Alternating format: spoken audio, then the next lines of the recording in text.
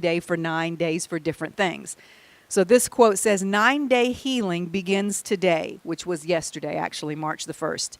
Healing the shift of seasons as they hang in limbo, not quite one or the other. Okay, we're going to talk about that today. We're going to talk about spring cleaning. Everybody's kind of got spring fever right now. We're ready for spring to come, especially this year. We're ready for spring to come. We're also kind of hanging in limbo in a larger sense between still the age of Pisces and the age of Aquarius. So this is what these blessings are all about right now, is the middle of when it's not quite still winter. We've had a few little days of where we felt like spring, but spring isn't fully here either. Striving to find the balance and set fair the course of the cycle ahead. That's what this time is all about. Heal from within before you seek it from outside the self, and then become all you wish to be. Fiona Hutton. Next, do not be dismayed by the brokenness of the world. All things break, and all things can be mended, not with time, as they say, but with intention. So go, love intentionally, extravagantly, unconditionally. The broken world waits in darkness for the light that is you. L.R. Nost. I love that one. It's beautiful. The next one is all about spelling, okay? These are talking about words. Hate has 4 letters. So does love. Enemies has 7 letters. So does friends. Lying has 5 letters. So does truth. Negative has 8, but so does positive. Under has 5, as does above. Cry has 3 letters, but so does joy. Angry and happy both have 5. The same is true for right and wrong. And finally, hurt and heal both have 4 letters. Life is a double-edged sword, but we have the power to transform every negative into a positive. Practice choosing the better side of life. And that one, I don't know who that was just something that was up on Instagram. And the last quote we have today is from Saint Francis of Assisi. He says, we have been called to heal wounds, to unite what has fallen apart, and to bring home those who have lost their way. Okay, so today's topic is a little bit of a hodgepodge, I like that word, as well as a little bit of a game of free association, which is where, someone says a word and you're supposed to say the first word that pops into your head and then the next word and it just keeps going on from there. That's kind of how my day went yesterday as I was studying and how this teaching got put together. But eventually a theme did appear that I think all the information that I'll give you today will fit together nicely in the end. It all started with an Instagram post I watched by our friend Amanda Ellis, and it went on from there. So I'll just begin with reading a little excerpt from what she had to say yesterday. She said, today I want to talk about getting ready to get back out there in the game of life. And she's talking here about us physically re-entering public spaces after COVID. But what she says can also be understood energetically and in reference to the larger shift in consciousness we are all have been experiencing and still are experiencing that I've talked about quite a bit. She says, when I went for a walk down by the beach on Saturday and passed a lot of shops that were closed because all retail is closed here in the UK, which is where she lives, until April 12th. And I was noticing that a lot of them were filthy, dirty windows, mail piled up on the floor or even outside on the ground that hadn't been picked up or opened.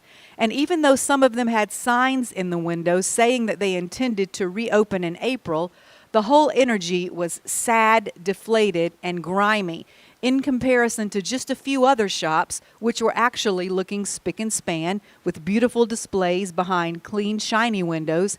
And it was so obvious which ones had been cared for during lockdown and which ones hadn't. And not to judge, but it said a lot to me about the inner world of the people who are responsible for those shops. It's a reflection of their inner state, just as our own personal cars, houses, and offices, their state of clutter or unclutter is a reflection of ours. it really brought home to me the thought that we've got to get the energy moving again, beginning with cleaning the windows so that we can see clearly. Symbolically, we need to be changing the energy right now. Remember that your inner energy is reflected in your outer world, and it's all about getting your inner world sorted so your outer world can begin reflecting the changes you wish to see. This is how we clear the way for the miracle zone. This is one of the ways we turn up the dial of our frequency. Okay, remember last week I read a piece to you from her where she talked about being in the miracle zone, and she spoke about the importance of tuning ourselves to the right frequency in order to see miracles occur, and how focusing on negativity and all that's wrong with the world that is beyond our control only keeps us down in those lower vibrational energy frequencies. So she referred back to that in her post. And so in this week's post, she kind of continued on with that theme as she talked about cleaning the windows of our souls, energetically speaking, in order to clearly see where we're going to further prepare for this shift that we are still in the middle of. So right on the heels of that little Instagram post about that, I saw another post from my cousin, Bishop Jimrell Swilley, which said this, and this one was written out. It said, March, speaking about the month of March, in the now, a month to make room for miracles. Time for a spiritual, mental, and emotional spring cleaning. The explosion of color everywhere, new life, new growth, makes it easy to believe for the impossible, to hope again, to dream again. Spring cleaning means opening the windows of your spirit, sweeping out the cobwebs of your mind, and shaking the dust of your memories. March is the time for those who envision, that's going to be a key word later on, the harvest of the future, to begin to plant tiny seeds of the now, the patience to plow, the selflessness to sow, the grace to grow.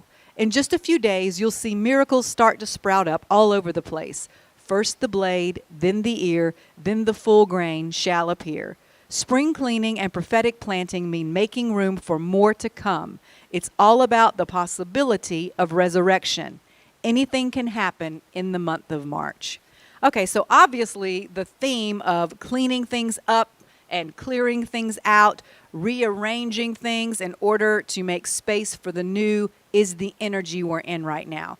Out with the old, in with the new, or at least scoot the old over to the side so that the new can come right into the middle. So the next video title I saw that caught my eye was one by a woman named Dr. Christina Lopes, whose material I've shared with you before, and it was entitled Top 5 Spiritual Skills Needed in 2021.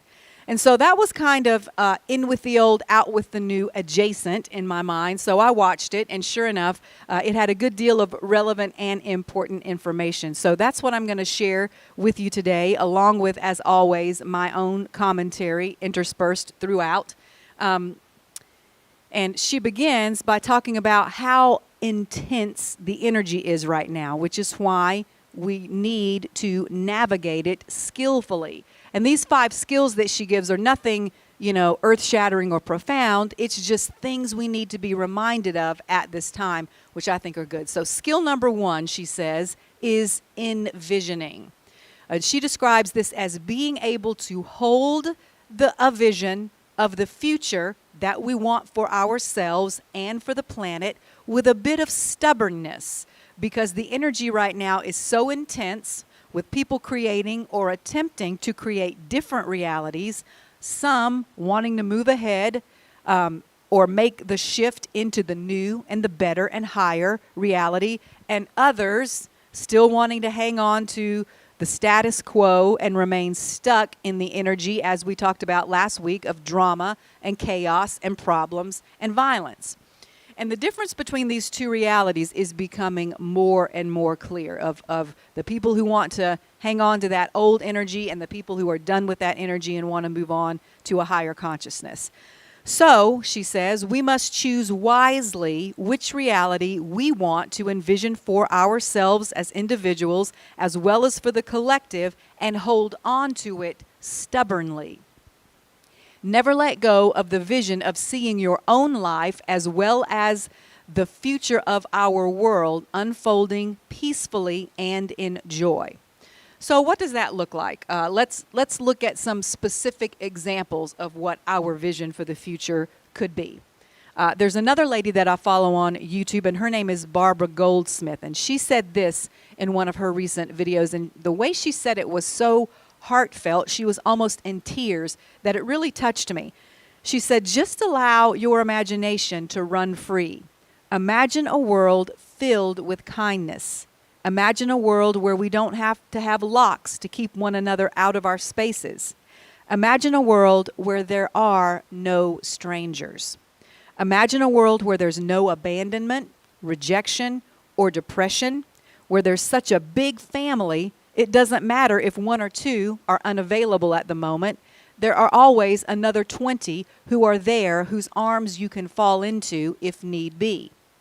Imagine a world where there's no isolation, where there's no need for defensiveness, where we become one and we feel it. Let's visualize that world. So I thought that was just a beautiful little statement from that lady, Miss Barbara. Here's another example by a woman named Molly McCord. She actually did this as a group visualization where she led it as a kind of meditation, and she asked the people to close their eyes and to do this, to envision it in real time, which if you want to do now, you can, if you like, as I read it. She said, visualize your body healthy and strong, all systems operating at the optimal level they were designed to. Visualize yourself living a daily life that is filled with joy. Visualize healing energy all around you and available to you at all times. Visualize yourself doing what you love effortlessly. Visualize yourself giving and receiving with the flow of the universe. Visualize a healthy planet Earth. Visualize it as healed, flourishing, and green. Visualize its bounty and abundance and how easily it supports all the life forms living on it. Visualize healthy, happy communities growing stronger daily, neighbors working together and beautifully sharing their gifts with each other. Visualize new and innovative ways for us to cooperate. Visualize families feeling safe.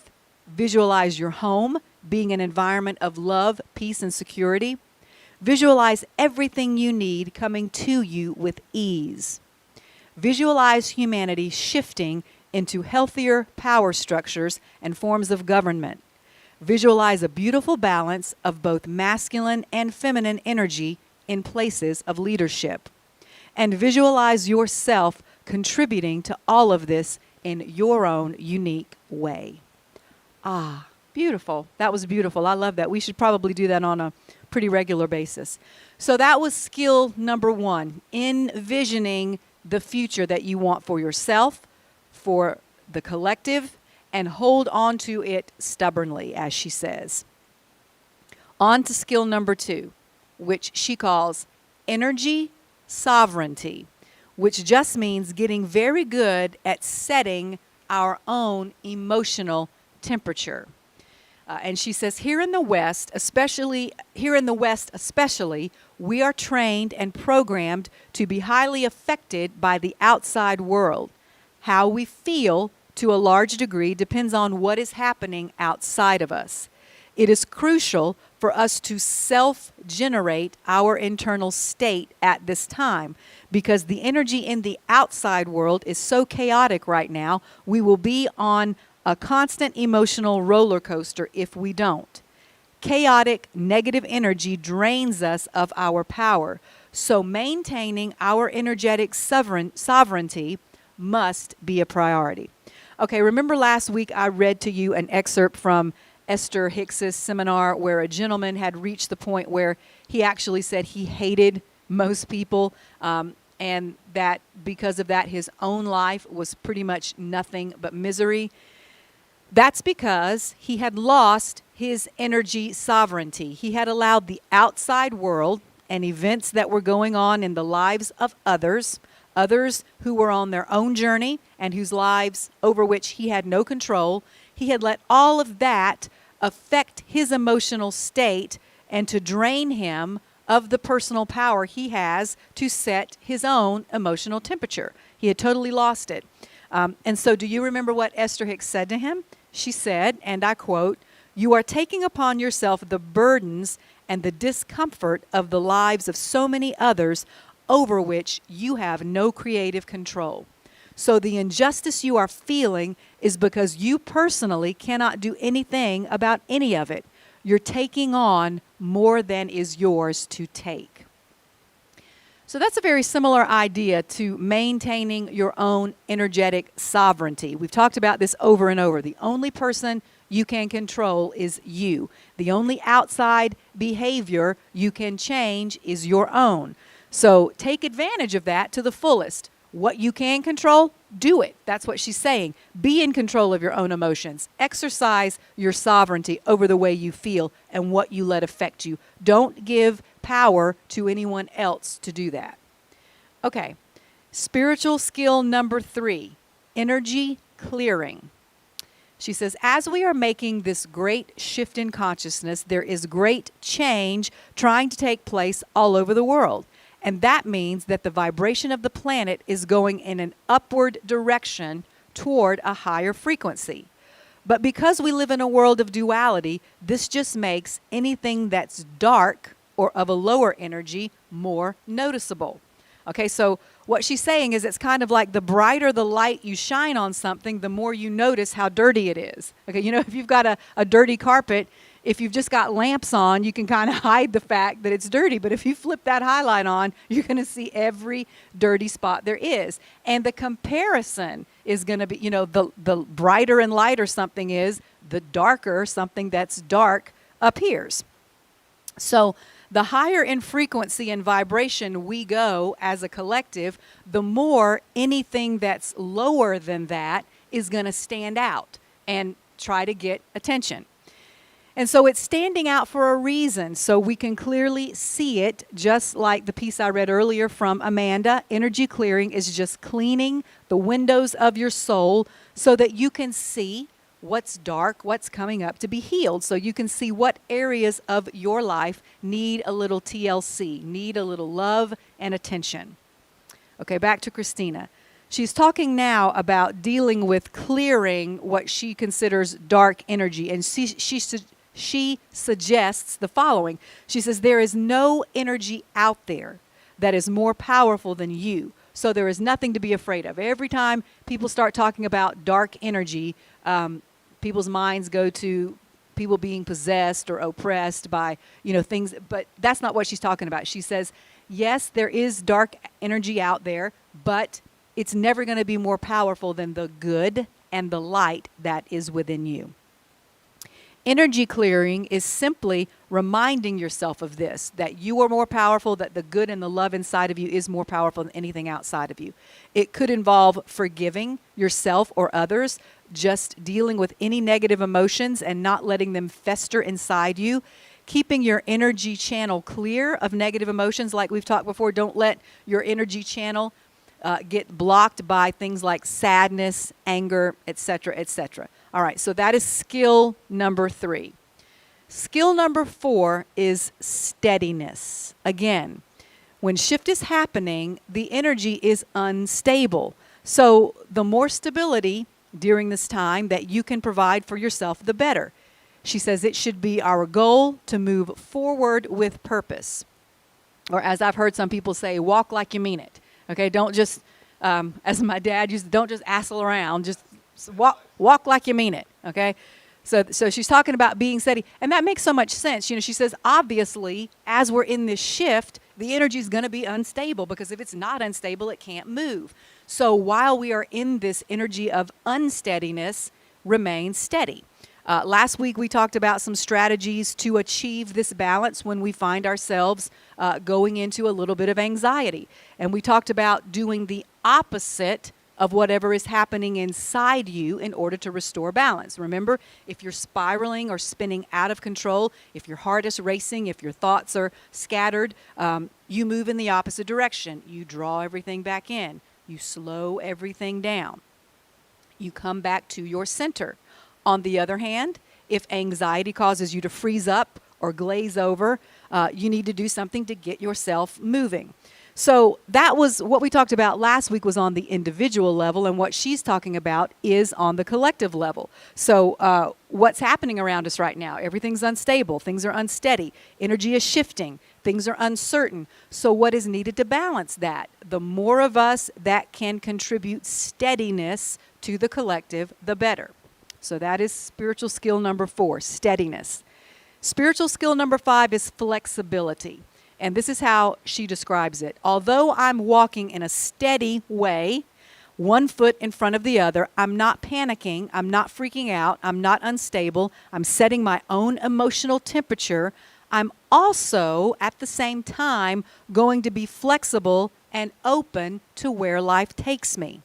If life sends me in this direction, I'm going to walk steadily in that direction.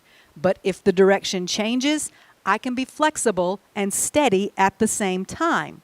In this context, steady doesn't mean rigid and unbending. It just means consistent. I thought that was a really good differentiation there. Steady doesn't mean that you're rigid and unbending or stubborn. Now, when she was talking about holding on to your vision, she said, do be stubborn. But in this case, don't be stubborn. She says, remain flexible. It just means being consistent.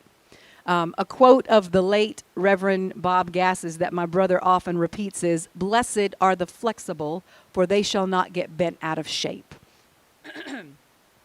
Okay, in the piece we read from Amanda last week, she said this: "The miracle isn't always necessarily what you think it will be. Miracles by nature don't appear in the way you expect them or when you expect them. If it has to look a certain way or come through a certain person, that's all ego, and your ego will keep your frequency dialed to lower than it needs to be in order for a miracle to occur." So in other words, if we want to experience miracles, we have to remain flexible, because we never know when, how, or through whom they will come. So those are the 5 skills that are essential for us to be practicing at this time. Envisioning our future, stubbornly so. Energy sovereignty, setting our own emotional temperature. Energy clearing, keeping an open channel. Steadiness, trying to balance all the shifting, unsteady energy that's present in our world right now. And remaining flexible. She ended the video by talking about the concept of trust. She says, the more that you trust life, the more you trust the universe, the more flexible and steady you'll be, and the easier you'll find it to be in control of your own energy. Trust that the Creator knows where to take you. The more you trust that you live in a benevolent universe where everything is always happening for your highest good, the better you will fare in the shift. Okay, so I said at the beginning of this teaching today that it was going to include a bit of free association where one word kind of makes you think of another, and things just keep popping into your head and feeding off of each other. That's kind of how this teaching came to be. So when I was listening to this video, and she was talking about this concept of trusting that the universe is benevolent and that things are always working out for your good, I was reminded, for some reason, of what I talked about a few weeks ago, conspiracy theories. And that topic seems to be front and center right now, at least in the United States, because they have moved from out on the fringes into the mainstream now, and more people than ever before are believing extraordinarily crazy things. And because so many people have bought into these ideas now, it might cause us at times to question ourselves. We might find ourselves having an inner dialogue that goes something like this: well, wait, what? That can't be right. That's crazy. Wait a minute. How many people believe this? How many people did that? How many people voted this way? Well, that many people can't be wrong, can they? Maybe there's something to this. You know, you find yourself kind of slowly but surely, unsteadiness and instability starts to creep in. But here's the deal. This is the thought that hit me as I was listening to her talk yesterday about trust in the universe, and thinking about why these spiritual skills she just discussed are important. Conspiracy theories don't gel with the idea that the universe is benevolent and that everything is working for your good. In fact, they are just the opposite, because in order to believe them, you have to have a healthy dose of distrust and suspicion.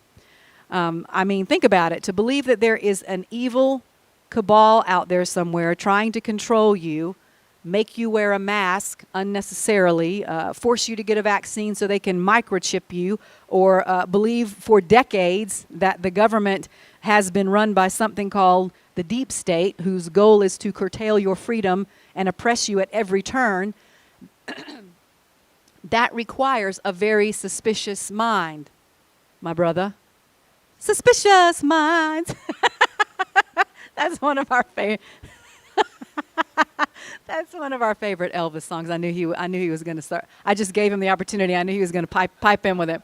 So yeah, you've got to be by nature suspicious and distrustful, and to believe these things, which doesn't fit with the idea that the universe is benevolent and always trying to help you out. So to truly buy into this to the point where you become violent, you also must believe that the power of evil is capable of overcoming the power of good, which means at the same time you cannot claim you believe love is the strongest power in the universe, and also that, but evil just might sneak up and win. Those two ideas are incompatible. If you truly believe that love is the greatest power in the universe, you would believe that you didn't have to fight evil, because you would know that although evil does exist, which we've talked about, are there evil people with evil intentions doing evil things? Absolutely. But evil as a concept, and even in those people, only has the power you give it, and it can never and will never be stronger or more powerful than your good and your light and the love that is within you. It's very similar to what we've talked about before that's happened in Christianity at large. We've made the devil so powerful because we've given him so much power in our minds, in our mouths. We talk about him all the time. So we have created this all-powerful devil. We believe there might be a chance God might lose the battle between good and evil if we don't intervene. In Christianity, that intervention is through getting people saved and spreading the gospel, which is just a nicer way of saying forcing as many people as we can to believe and worship and think as we do. The way most of Christianity believes today makes it seem like, again, God might just not be able to pull this off. He might just not be able to do it. He might lose up to half or more of his own creation to Satan or the devil. So we've got to help him. And this conspiracy theory stuff is basically that same concept, except instead of metaphorically fighting the devil by getting people saved, it's shifted to physically fighting the people who they consider to be representations of that evil in their minds. They've created a new devil, and they put a lot of different names on it. Like I said, the Illuminati, the Cabal, the Deep State, the evil aliens, or the Democrats. And because they have ascribed so much power to evil, they now feel it is their duty to literally wage war against it. But it, like the devil, is just an illusion that they have created. And the way to expose it as that is to shine the light on it, to clean the windows, as Amanda said. Envision, as Christina said, a world and a future where that illusion does not exist, because everyone knows that love is more powerful than any other force, and that the universe is ultimately a benevolent place. So earlier I gave you a couple of examples of that vision of a future world, and I want to end today with one more. This vision of what our future can be was written last April to be specific, right near the beginning of the pandemic, by a man named Andrew Martin. And this is the vision of the world that I want to leave with you today. a little bit long, so I didn't rewrite it out of this journal. So this is the vision for the world and the future I want to leave you with. When we look back on this period, we're going to see how it was the end of history, a history of control, division, and manipulation. Humanity is awakening on a global scale, and things are never going to be the same again.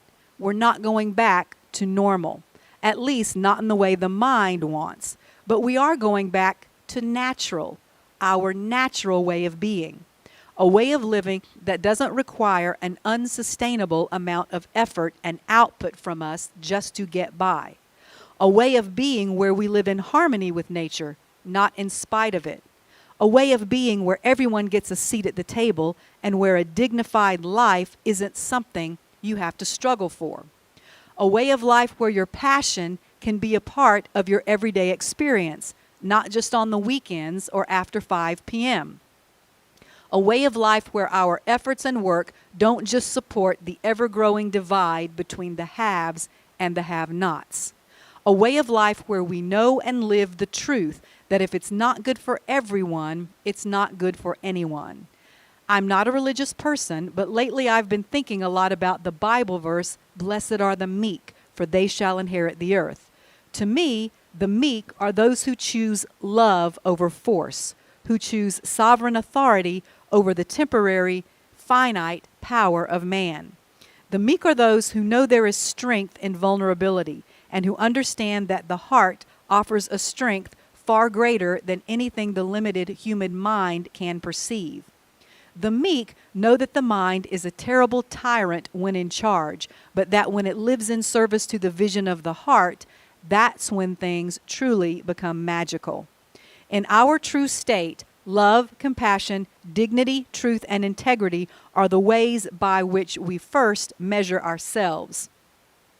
Knowing that truth is never outside of us, that the external is only ever a reflection of what we hold up as on a true internal level. The only things that ever fall apart are things that aren't energetically supported anymore. The collapse of our external world, while often scary and overwhelming, is only pointing us to a deeper internal truth. We, as powerful, sovereign creators, have withdrawn our support from this world of history, and because of this, it can no longer stand. When we look around and see collapse, our instinct is to desperately try and resuscitate it. The mind goes into panic because the familiar is all it understands. The mind is terrified of the unknown because it has no frame of reference. However, the heart knows. It always knows. In times of collapse, it prompts us to turn within. When the external falls apart, it is always a call from the soul, our deepest and purest level of being, to begin again. The call we are hearing now is, what kind of world do you want to create? What kind of world do you want to gift to future generations? What feelings, energies, and emotions do you want to be the framework for what you will build next? This way of life is not impossible, only forgotten, long covered up by those who sought control. Their time is over, and now it is up to us, the meek, to inherit the earth. This is a time of chaos. A period of separation and isolation is necessary to build the new. During an awakening, it always looks to be getting worse before it gets better.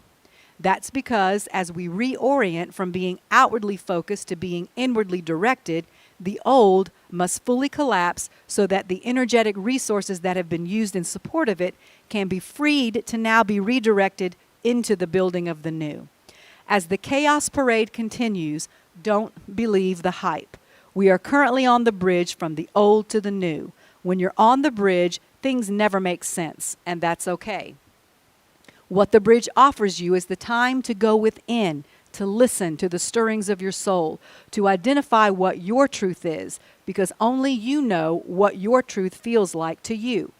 As you identify that, you begin to create what you want from the inside out. That's how it works. It's basic physics. You get back what you put out. It's not magical thinking. It's the way our reality was built. So choose what you want to see and put it into practice in your life starting now. Connect with who and what you love and share that love with the world. Rediscover what lights you up inside and share that light with another. Put yourself in the shoes of those you see in pain and ask, what would I want if I were in that position? Underneath it all, we all want the same things: to be seen, to be heard, to be safe, to be loved. Find a way to acknowledge the good that is always present and nurture that, starting now. When you are faced with the fear and anxiety of a projected outcome, ask yourself, how else can this play out? What else is possible here? We won't be handed this golden future, but we are currently being given the opportunity to create it. The only place possibility and potential exist is in the unknown. So open your heart, practice radical vulnerability and compassion, and dive into the unknown. It's nothing to be afraid of. The only thing you'll meet there is yourself. The future belongs to those who dream it into form. So, meek ones, unclench your hands from grasping and reaching and open them to receiving. Get ready to inherit the earth. This is why we came here, to put love into action in a way we've never done before. But it must start with you. It must live in your heart before it can manifest in form.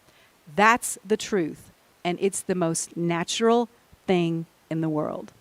Amen?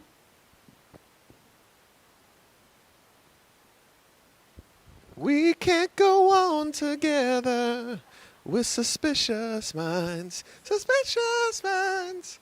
Anybody out there, a little joy today? I walked in from my class this morning, and first thing I heard my sister say was somebody was talking shift and shift, and she was just in here talking all this shift this morning. And so we know that there is a shift taking place. There's been a shift taking place at Spirit and Truth for many years. This past Sunday, it was such a moment of clarity for me that we went through the first 3 mindfulness trainings of Thich Nhat Hanh, and none of it was new to us.